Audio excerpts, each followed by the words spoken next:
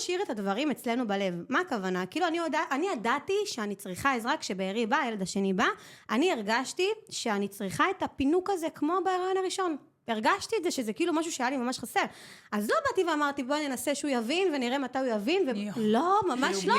פשוט אמרתי לו, בלי רמזים. ממי, תקשיב, חסר לי את הארוחות ערב האלה, שהיית בא ועושה לי אחרי לידה.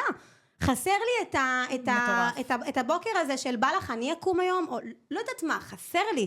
וכאילו כשהייתי איתו שקופה בדבר הזה, אז זה באמת התחיל לקרות.